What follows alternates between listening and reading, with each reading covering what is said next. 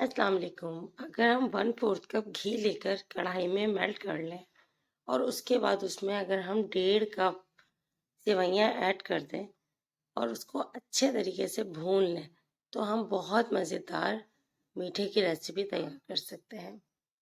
ये मीठा इतना क्विक बन जाएगा कि रात में आपका अगर दिल चाहे कभी मीठा खाने को तो आप फ़ौरन बना सकते हैं।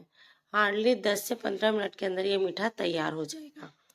इसके अंदर मैंने डाला तकरीबन 2-3 चुटकी पिसी हुई इलायची और फिर इसको भून लिया।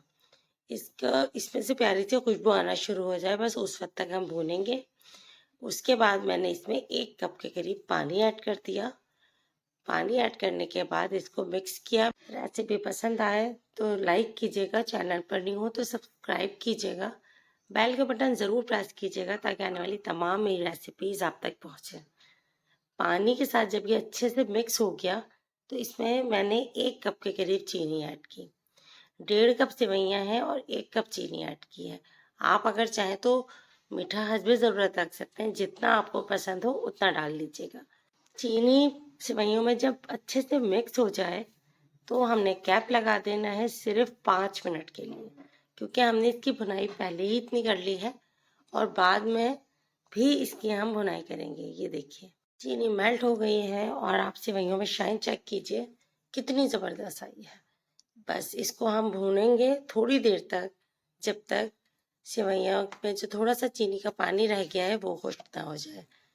भूनने के बाद हमने इसको डिश आउट करना है।